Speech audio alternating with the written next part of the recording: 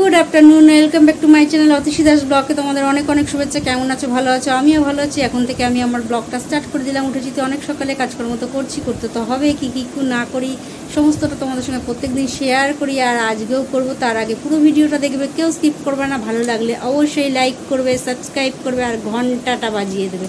যখনই আমি নতুন নতুন ভিডিও ছাড়বো তোমাদের কাছে নোটিফিকেশন চলে যাবে আর তোমরা টুক করে দেখে নেবে। চলো দেখতে থাকো, সাথে থাকো। হ্যালো গাইস, দেখো রান্নার এদিকে চলে এসেছি। আর এখানে আলু, পটল, টমেটো, পেঁয়াজ সমস্তটা খুব ভালো করে ধুয়ে কেটে রেখেছি।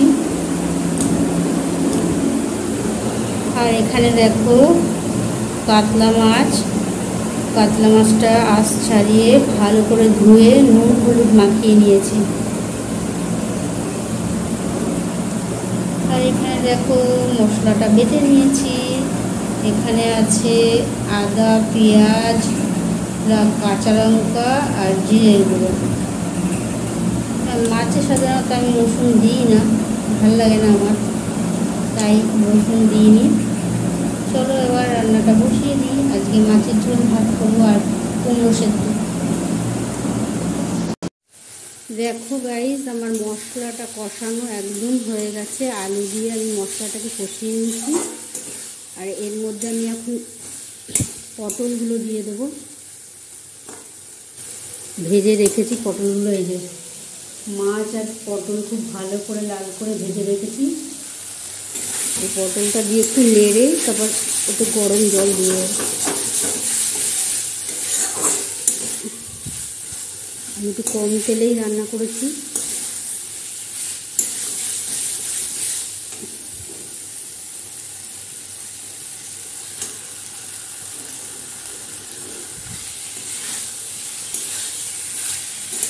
দিয়ে দিলাম পটল, গরম জল দিয়ে দেবো।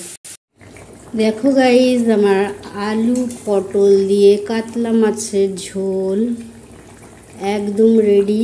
আজকে একটু পাতলা ঝোলই করব, কেননা পটল ঝিঙে ফিঙে দিয়ে পাতলা ঝোলই ভাল লাগে। আর এই বড় মাছ, খুব বড় মাছ, এই মাছ সাধারণত পাতলা ঝোল ভাল লাগে না। জ্যান্ত মাছ হলে পাতলা ঝোল ঠিক আছে, কিন্তু আমি এই বড় মাছ দিয়ে বড় মাছটা একটু কাই করলেই ভালো হয়। আলু ফালু না দিয়ে শুকনো ধনে পাতা দিয়ে। কিন্তু আমি এটা আজকে পটল আলু দিয়েই ঝোল করলাম। এরকমই পাতলা থাকবে, নামিয়ে দেবো। আর কিছু করিনি। আর কুমড়ো সেদ্ধ, সেই জন্য একটু পাতলা ঝোলই রাখবো।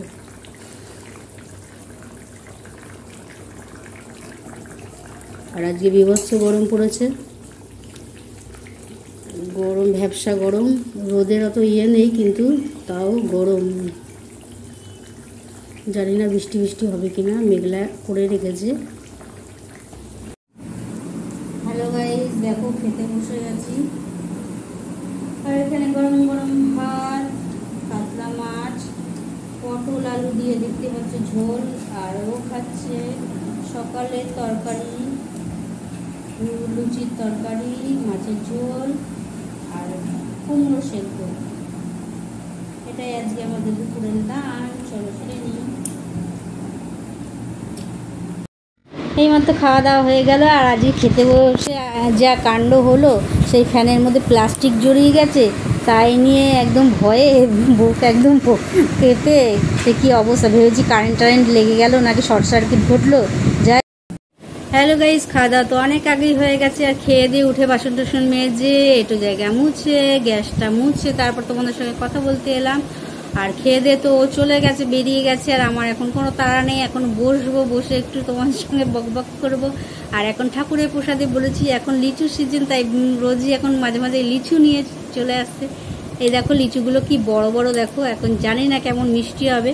আর আমি তো বলেই দিয়েছি বোটা শুদ্ধ, এই যে বোটা শুদ্ধ আমাকে আস্ত লিচু ঠাকুরকে দিয়ে দেয়, সেই লিচুগুলোই আমি খাই। ওই ছাড়িয়ে রাখলে কাটা ফল খেতে আমার ভালো লাগে না। যাই হোক, ঠাকুরের প্রসাদ ঘৃণা করতে নেই, কিন্তু আমি খাই। তোমরাও দেখেছো যে খাই না তা না, কিন্তু অনেকক্ষণ আমি কখন খাবো তার ঠিক নেই, সেই জন্য ও আমার জন্য আস্তই দিয়ে যায়। চলো এখন বসে বসে লিচুগুলো খেয়ে নিই আর দেখি মিষ্টি কিনা। দেখতে তো ভালো, আর খেতে কেমন সেটা না খেলে বোঝা যাবে না। আর ঠাকুরের প্রসাদ যখন অবশ্যই সুস্বাদু হবে। হ্যালো গাইস, দেখো এখন টিফিন কিনেছি। এখানে আছে বাদাম ভাজা, সেও ভাজা আর মুড়ি। এটাই আছে টিফিন। আমিও খাচ্ছি, ও খাচ্ছি ওদিকে বসে।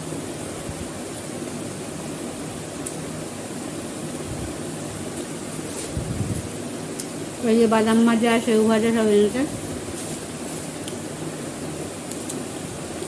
আর মুড়ি তো ঘরেই ছিল, চলো খেয়ে নিই। খেতে খেতে তোমার সঙ্গে কথা বলবো, খেয়ে নিই, পরে আবার কথা বলবো। হ্যালো গাইস, দেখো খেতে বসে গেছি। আর এখানে আছে গরম গরম ভাত আর আলু পটলের মাছের ঝোল। আলু পটল দিয়ে মাছের ঝোল, কাতলা মাছের ঝোল, দেখতেই পাচ্ছ। এটাই আজকে আমাদের রাত্রির ডিনার। চলো সেরে নিই। হ্যালো গাইস, দেখো খাওয়া দাওয়া হয়ে গেছে আর বাসনগুলো মেজে বেসিনে ধুয়ে নিচ্ছি। আর একজন তো খাওয়া হয়ে গেছে, গিয়ে বসে আমলকি খাচ্ছে। আর আমি ততক্ষণ বাসনগুলো মেজে নিয়ে টিয়ে তারপর তোমাদের সঙ্গে কথা বলবো, অনেক কাজ এখন। হ্যালো গাইস, এইমাত্র খাওয়া দাওয়া শেষ হলো। আর খেয়ে দিয়ে উঠে বাসনগুলো মেজে বেসিনে ধুয়ে নিলাম। বেসিনে পরিষ্কার করে এটা জায়গা মুছে, গ্যাস ওভেন মুছে তোমাদের সঙ্গে কথা বলতে এলাম। এখনও অনেক কাজ বাকি আছে, দাঁত ব্রাশ করা এখনো হয়নি। আরেকজনা তো উঠে বসে এখন সেই কী বলে আমলকি, যে ট্রেনে পাওয়া যায় না, যেগুলো প্যাকেটে করে, ওইগুলো বসে বসে খাচ্ছে। আর কৌটো ধরেই নিয়ে বসেছে, ওটা শেষ হচ্ছে আবার খাচ্ছে, শেষ হচ্ছে আবার খাচ্ছে, এই চলছে পালা। আমলকি খেয়ে তারপর পুরো বোতল ধরে নিয়ে বসেছে, মানে একদিনে শেষ করে দেবে। আর আজকে রাত্রিতে কী খেলাম সেটাও তোমাদের সঙ্গে শেয়ার করলাম যতটা পারলাম। আর কিছু করিনি, আজকে আলু পটল দিয়ে মাছের ঝোল করেছি, সেটাই খেয়েছি। আর সকালে কুমড়ো সেদ্ধ দিয়েছিলাম, বেশ রাত্রিতে ওটাই ছিল, ওটাই খেয়েছি। আর মুখের পর গরমের মধ্যে দিনটা দেখেছো কীভাবে আমি ঘামছি। এই বাসন টাসন মেজে একটু বসলাম, সেই জন্য আরও বেশি ঘামছি। বাইরে হাওয়া, মানে বাইরে এটা ভালো, ঠান্ডা ঠান্ডা, ঠান্ডা মানে কি হাওয়া আছে, ঘরের ভেতরে তো হাওয়া নেই, জানোই, প্রত্যেকদিন তোমাদের বলি, আগেও বললাম। আর কি বলবো বলো, আর বিশেষ কিছু বলার নেই। আর রাত আজকে অনেক হয়ে গেছে, আর অনেক এখনও কখন কী করবো জানি না, অনেক কাজও বাকি আছে। তাই বক বক করে তোমাদের মাথাটা আর খাবো না। আর বিশেষ কিছু তো বলার নেই। আর ও আজকে একটা বলার ইয়ে আছে, মানে সকাল থেকেই এইটা হচ্ছে। সকালবেলা যখন ভাত বাড়তে গেছি তখন সবে সবে বসেছি, ভাতটা বাড়বো বলে থালা নিয়ে বসে, থালাটাও পাতিনি, থালাটা নিয়ে বসেছি। আর দেখছি ফ্যানটা চালিয়ে বসেছি বারান্দায় দিয়ে, আর দেখছি ফট ফট ফট ফট ফট ফট ফট ফট করে আওয়াজ হচ্ছে। কিসের আওয়াজ হচ্ছে? তারপরে বুঝতে পারছি না কিসের, কারেন্টের শর্ট থাকছে নাকি, ফট ফট ফট ফট করে আওয়াজ। তারপর সঙ্গে সঙ্গে ফ্যানের সুইচটা বন্ধ করে দিয়েছি। ফ্যানের সুইচটা বন্ধ করে আমার পাত্তামে দৌড়ে এসে বলছি কী হয়েছে। ও তুমি ওই ফ্যানের মধ্যে দেখতে পাচ্ছ না, ফ্যানের মধ্যে কী করে উড়ে গিয়ে অত উঁচুতে প্লাস্টিক যে ক্যারি ব্যাগ করে টুকরো আনে বা এরকম মানে, ওটা উড়ে গিয়ে ফ্যানের মধ্যে আটকে গেছে। আর ফ্যানের মধ্যে থেকে ঘুরছে আর ওই প্লাস্টিকটা তারের সঙ্গে ঘষা খাচ্ছে, তাই ওই আওয়াজটা হচ্ছে। তারপরে ওটা তো গেল। সন্ধ্যেবেলা